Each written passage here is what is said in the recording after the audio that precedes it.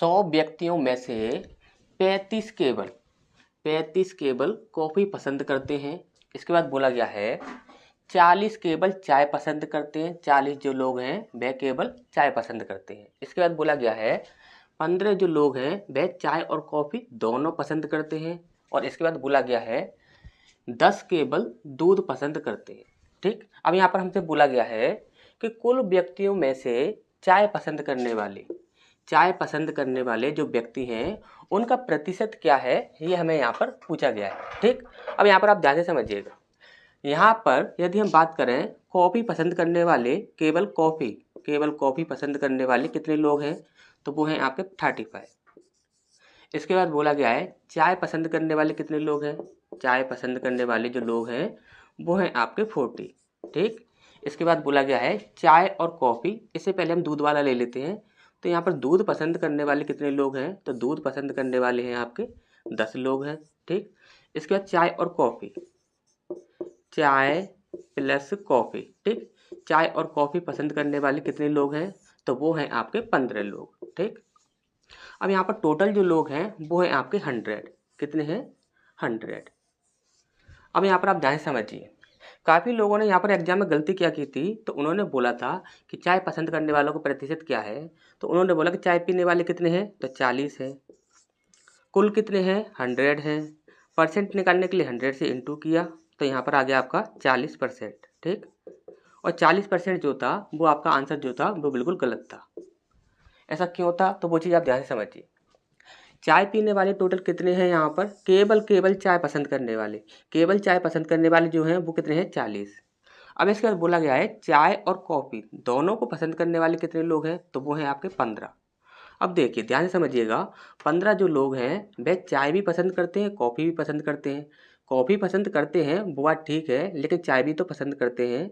जब वो चाय पसंद करते हैं तो वो चाय में भी काउंट होंगे, यानी कि 15 आप इसमें ऐड करोगे तो ये टोटल कितना हो गया आपका 55। तो यहाँ पर चाय पसंद करने वाले टोटल कितने लोग हैं, 55। टोटल कितने लोग हैं, 100। परसेंट निकालने के लिए 100 से इंटू करेंगे तो हमारा कितना आ जाएगा आपका 55%। और ये आपका बिल्कुल सही आंसर था। ठीक, तो आपकी यार एग्जाम में ऐसा प्रश्न दोबारा आएगा तो आप ऐसी गलती नहीं करेंगे। तो यहाँ पर 55 जो है वो बिल्कुल सही आंसर है। ठीक, तो नेक्स्ट क्वेश्चन की ओर बढ़ते हैं। इस पर नेक्स्ट प्रश्न है हमारे यहाँ बोला गया है सीता जब 48 लेडीज साबुन बेचती है तो उसे 12 साबुनों के विक्रय मूल्य के बराबर लाभ होता है। लाभ प्रतिशत क्या होगा, ये हमसे यहाँ पर पूछा गया। ठीक, तो देखिए इस प्रश्न को सॉल्व करने के लिए आपके काफ़ी सारे तरीके हैं, आपको जो पसंद आता है आप उससे सीख लीजिएगा। ठीक, तो यहाँ पर देखते हैं। तो देखिए सबसे फर्स्ट जो तरीका है उसमें आपको क्या करना है कि यहाँ पर कितने साबुनों का लाभ हो रहा है, तो यहाँ पर 12 साबुनों का लाभ हो रहा है। कितनी वस्तु बेची जा रही है, तो 48 वस्तु बेची जा रही है। लाभ कितने का हुआ है उसे आप माइनस कर दीजिए। परसेंट निकालने के लिए आप 100 से इंटू कर दीजिए। ठीक, अब यहाँ पर कितना हो जाएगा 12 बट्टे ये हो जाएगा आपका 36 इंटू 100। 12 तिया 36 यानी कि 100/3 ये आ जाएगा आपका 33.33%। ठीक, तो यहाँ पर सही आंसर हो जाएगा हमारा सी। ठीक, इसका सेकंड जो तरीका है उसे भी देख लेते हैं। जैसे कि सेकंड तरीका क्या है, सेकंड ट्रिक क्या है, तो देखिए सीता जब 48 लेडीज साबुन बेचती है 12 साबुनों के विक्रय मूल्य के बराबर लाभ होता है। हमेशा याद रखिएगा यहाँ पर दो बातें बोली जाती हैं, या तो बोला जाएगा 12 साबुनों के विक्रय मूल्य के बराबर लाभ होता है, या फिर आपसे बोला जाएगा 12 साबुनों के क्रय मूल्य के बराबर लाभ या हानि होता है। ठीक, इस प्रकार से बोला जाएगा।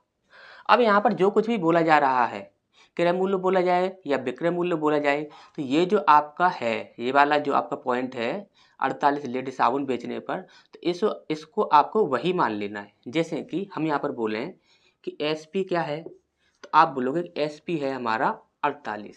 ठीक, कितना है आपका 48। लाभ कितने का हो रहा है, लाभ हो रहा है आपका 12 का, तो प्रॉफिट कितना है आपका 12। ठीक, अब यहाँ पर आप देखोगे तो आपको अच्छे से पता है कि प्रॉफिट कब होगा। प्रॉफिट तब होगा जब कोई सामान कम में खरीदा जाए और ज़्यादा में बेचा जाए, यानी कि हमारा एसपी जो है वह ज़्यादा होना चाहिए और सीपी जो है वह कम होना चाहिए। यानी कि सीपी क्या होगा, एसपी में से हम प्रॉफिट माइनस कर देंगे, हमारा सीपी बन जाएगा। 48 में से हम 12 माइनस करेंगे, कितना बन जाएगा आपका 36 बन जाएगा।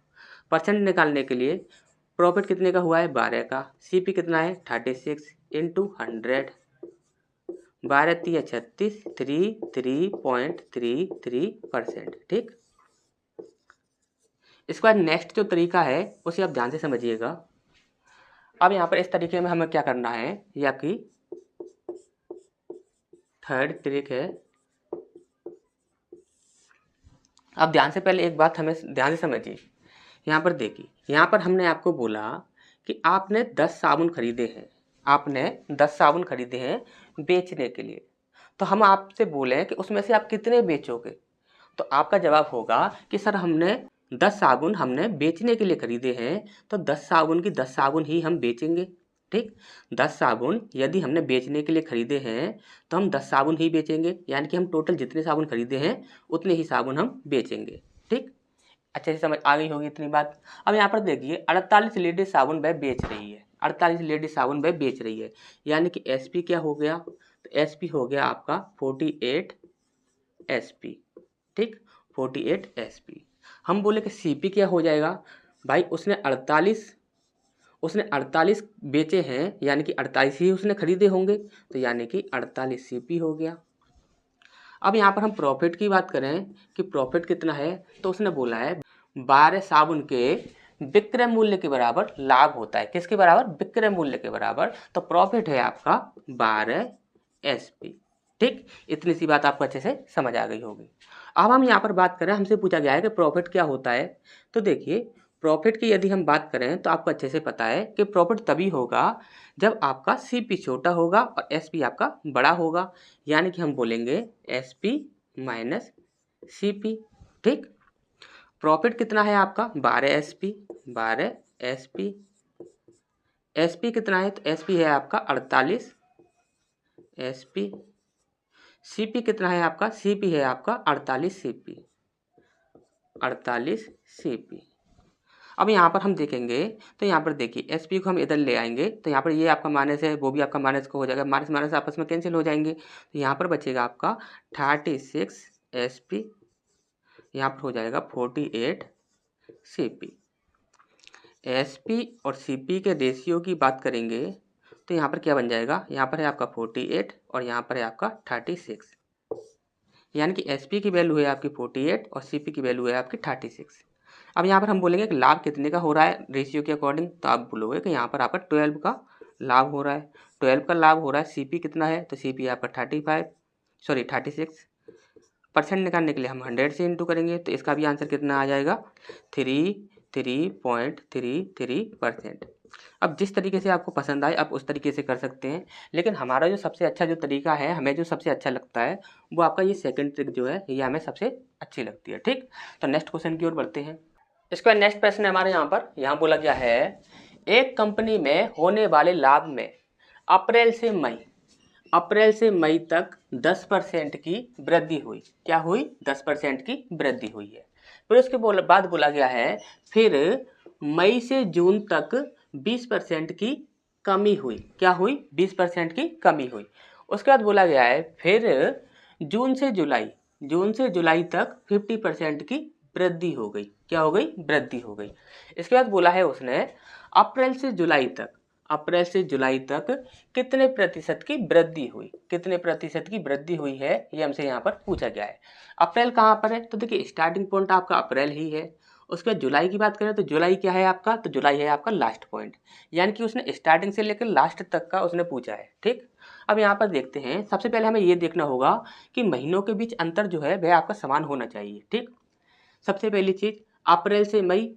ठीक, अब उसके बाद देखेंगे हम तो मई से जून। ठीक, ये भी ठीक है। इसके बाद जून से जुलाई, यानी कि अंतर जो है वह आपका ठीक ठाक है। ठीक, अब यहाँ पर हम देखते हैं इसको सॉल्व करने के लिए हम क्या करना है, तो इजी ट्रिक का प्रयोग करेंगे। देखिए यहाँ पर क्या है, सबसे पहले उसने बोला है कि 10% की वृद्धि। यदि हम 10% की बात करें 10% की बात करें तो कितना होता है आपका 1/10 होता है।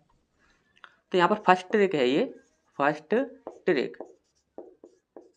फर्स्ट ट्रिक में हमें क्या करना है कि 10% की वृद्धि बोली है, तो यानी कि मतलब क्या हो गया 10% का 1/10।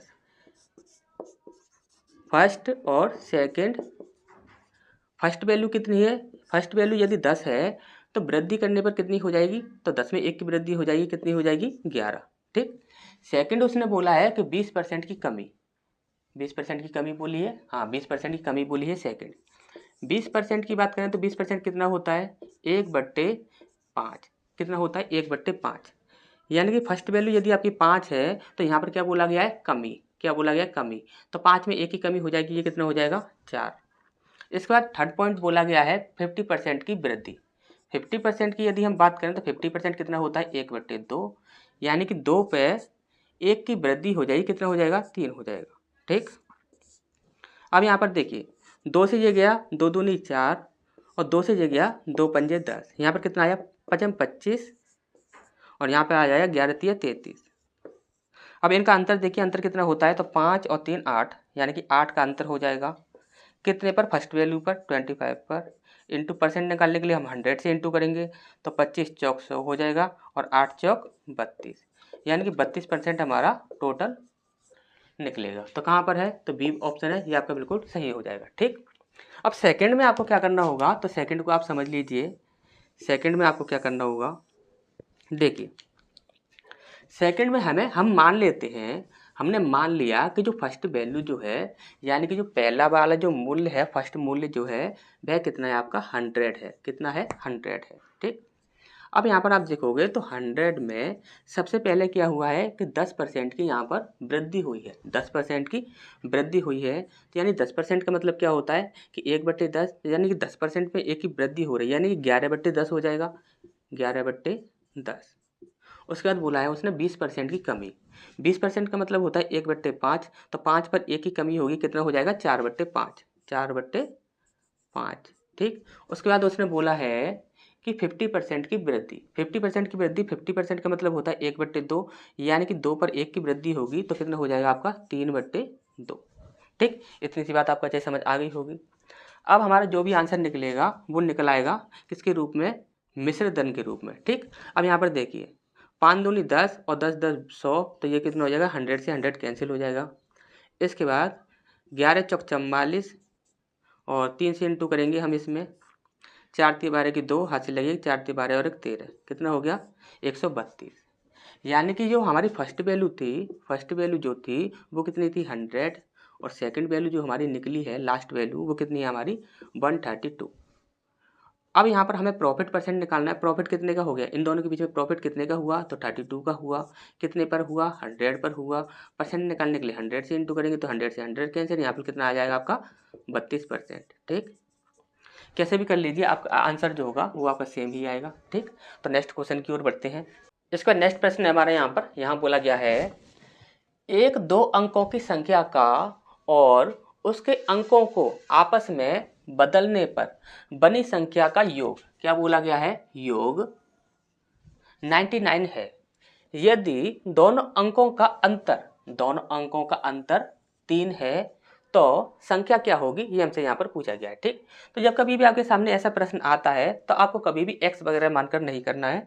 क्यों, क्योंकि उसमें क्या होगा काफ़ी टाइम लग जाएगा। हमेशा ही आपको ऑप्शन से ही उसे सॉल्व करना है। ठीक। यहाँ पर क्या बोला गया है कि दोनों संख्याओं का अंतर कितना है 3 है। देखिए यहाँ पर अंतर किसमें 3 आ रहा है, तो यहाँ पर देखिए इसको यदि आप सॉल्व करोगे तो यहाँ पर अंतर आपका 3 नहीं आएगा, इसको यदि आप सॉल्व करोगे तो इसमें आपका अंतर 3 आ जाएगा। ठीक। इसको यदि आप सॉल्व करते हो तो यहाँ पर 1 अंतर आता है, ये भी आपका कैंसिल हो जाएगा, और इसको भी करोगे तो 1 आएगा, ये भी आपका कैंसिल हो जाएगा। अब यहाँ पर अंतर किसका 3 आ रहा है, इसका आ रहा है। ठीक। अब यहाँ पर आप देखिए 3 अंतर आ रहा है, चलो वो आपका ठीक है कि 3 अंतर आ रहा है।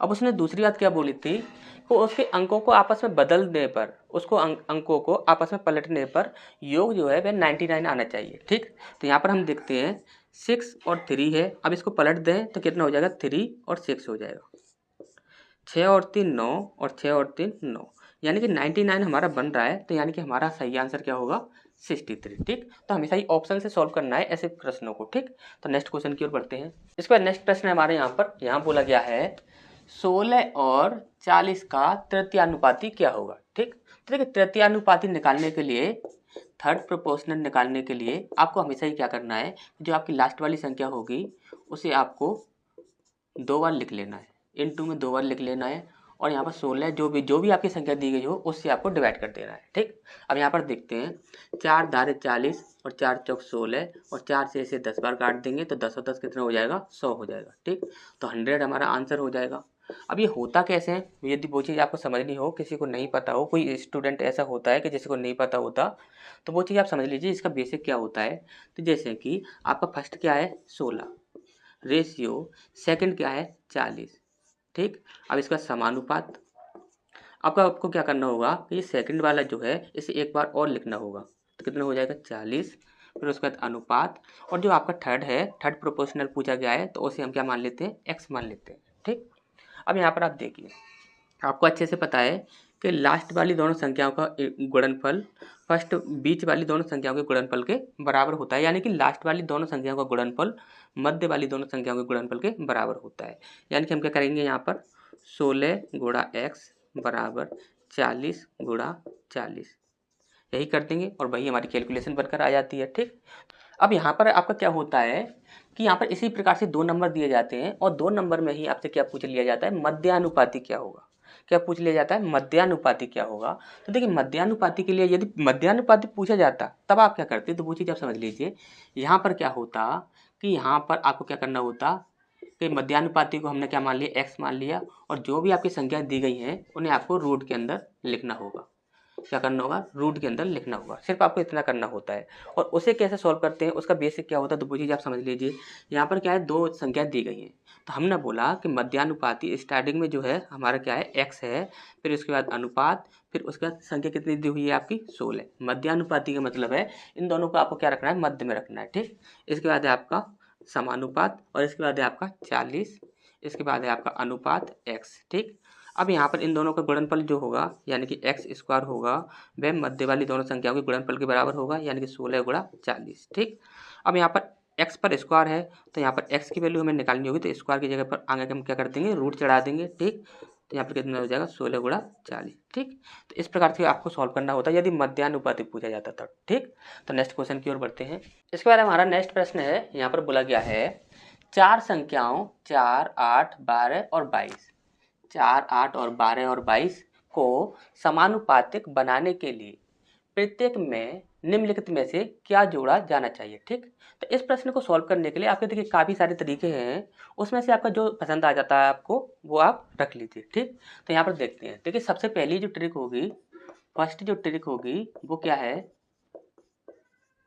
फर्स्ट ट्रिक है हमारी, जैसे कि हमसे समानुपाती बनाने के लिए बोला है, तो देखिए उसमें क्या जोड़ना चाहिए सारी ही संख्याओं में। जैसे कि हमारी पहली संख्या है हमारी 4, तो मान लीजिए हमने उसमें x जोड़ दिया। ठीक, अब उसके बाद रेशियो 8 है, उसमें हमने क्या जोड़ दिया, x जोड़ दिया। अब समानुपाती बनाने के लिए बोला है, तो यहाँ पर समानुपात का चिन्ह आ जाएगा। उसके बाद 12, इसमें हमने x जोड़ दिया। उसके बाद 22 है, इसमें हमने x जोड़ दिया। ठीक, इतना हो जाएगा आपका। अब यहाँ पर आप देखोगे तो ये आपका बिल्कुल ही बेसिक तरीका है, जिस बेसिक तरीके से आप सॉल्व करते हो। ठीक, जैसे कि अब आप यहाँ पर देखोगे तो ये क्या हो जाएगा आपका, ये हो जाएगा आपका 4 प्लस एक्स, इसके बाद 22 प्लस एक्स। ठीक, और यहाँ पर क्या आ जाएगा आपका 8 प्लस एक्स, दूसरा है आपका 12 प्लस एक्स। ठीक, यही हो जाएगा आपका। पहले आप ये वाला तरीका देख लीजिए, फिर इसके बाद हम आपको ना एक शॉर्ट ट्रिक बताएंगे, उस शॉर्ट ट्रिक को भी देख लीजिएगा। ठीक, अब सबसे पहले इसे सॉल्व कर लेते हैं। तो यहाँ पर देखिए 4 दूनी 8 और 4 दूनी 8, 88 हो गया, प्लस ये कितना हो जाएगा 4x, प्लस ये हो जाएगा आपका 22x, प्लस यहाँ पर एक्स स्क्वायर इजुकल टू यहाँ पर हो जाएगा 12 अट्ठे 96,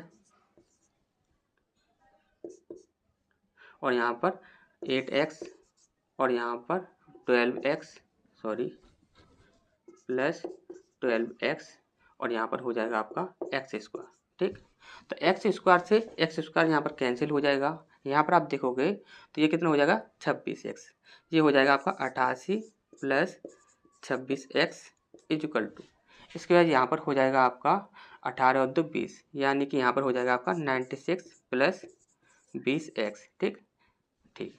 अब यहाँ पर आप देखिए, यहाँ पर कितना है आपका 26x, यहाँ पर 20x, तो यहाँ पर कितना बचेगा आपका 6x। और 6x की वैल्यू कितनी हो जाएगी, 96 में से आप 88 घटा दोगे तो यहाँ पर बचेगा आपका 8। कितना बचेगा 8, यानी कि x की वैल्यू कितनी आ जाएगी आपकी 8/6। 8/6 को और काट सकते हैं, तो क्या करोगे आप 2 तिया 6 और 2 चौक 8, यानी कि 4/3 जो है वह हमारा आंसर आ जाएगा। 4/3 कहाँ पर है, तो देखिए 4/3 ए ऑप्शन है, ये हमारा बिल्कुल सही हो जाएगा। ठीक। अब यहाँ पर यदि हम ट्रिक की बात करें तो ट्रिक क्या होती है, तो सेकंड ट्रिक देख लीजिए। तो देखिए सेकंड ट्रिक में आपको क्या करना है, तो देखिए यहाँ पर हमारी जो संख्याएं दी गई हैं वो कितनी है आपकी 4, 8, 12 और 22। ठीक। तो यहाँ पर देखिए पहला रेशियो है आपका 4:8, दूसरा रेशियो है आपका 12:22। इनका आप अंतर कीजिए, कितना अंतर आता है, इसका अंतर आता है आपका 4 अंतर आता है, और इसका आप अंतर करोगे तो कितना आ जाएगा 10 अंतर आ जाएगा। ठीक। अब यहाँ पर आप देखोगे तो देखिए ये आपका 4 हो रहा है, ये आपका 10 हो रहा है। यदि और कट रहा है तो आप काट सकते हो, जैसे कि हमने कर दिया 2 दूनी 4, 2 पंजे 10। ठीक, इतना हो गया। अब इसे हटा दीजिए, यहाँ पर हमारा ये वाला बन चुका है 2 और 5। ठीक। अब यहाँ पर आपको क्या करना है, तो वो चीज़ आप ध्यान से समझिए। देखिए आपको यहाँ पर क्या करना है, सबसे पहले 5 से 4 में इंटू कीजिए, 5 चौक 20, कितना हो गया 20। अब 2 से 12 में इंटू कीजिए, 12 दूनी 24। अब यहाँ पर हमारा कितना बन रहा है 24 माइनस 20, यहाँ पर कितना बन रहा है 5 माइनस 2। 24 माइनस 20 कितना हो जाएगा आपका 4 हो जाएगा। 5 माइनस 2 कितना हो जाएगा 3 हो जाएगा, यानी कि 4/3 हमारा यहाँ पर आंसर हो जाएगा। तो 4/3 ही यहाँ पर हमारा आंसर है। अब तीसरा जो तरीका है यानी कि थर्ड, और थर्ड में आपको क्या करना है कि थर्ड में देखिए आपको यहाँ पर थोड़ी सी दिक्कत हो सकती है। क्यों दिक्कत हो सकती है, क्योंकि जो संख्याएं जो हैं वे आपकी किस में दिए हुए हैं, भिन्न के रूप में दिए हुए हैं, फ्रैक्शन के रूप में। ठीक। तो यहाँ पर आपको क्या करना होता है तीसरी ट्रिक में, कि आपको सारी ही संख्याओं में जोड़ कर देखना था कि जोड़ने पर समानुपात किस में बन रहा है। जो भिन्न सभी संख्याओं में जोड़ने पर, समान संख्याओं में सभी संख्याओं में जोड़ने पर समानुपात बना देती तो भाई हमारा आंसर हो जाता, और वो आंसर क्या होता हमारा 4/3। ठीक। तो अच्छे समझ आ गया होगा। नेक्स्ट क्वेश्चन की ओर बढ़ते हैं। इस पर नेक्स्ट प्रश्न हमारे यहाँ बोला गया है, यदि माध्यिका 8 है, यदि माध्यिका का मान 8 है और गणितीय माध्य का मान 7 है, माध्य का मान कितना दिया हुआ है 7 दिया हुआ है, तो बहुलक का मान क्या होगा। ठीक। तो देखिए बहुलक का मान हमसे यहाँ पर पूछा गया है, तो आपको अच्छे से पता है कि ये जो होता है ये एक फॉर्मूले से सॉल्व होता है, और वो फॉर्मूला क्या होता है, तो वो फॉर्मूला होता है बहुलक बराबर 3 इंटू माध्यिका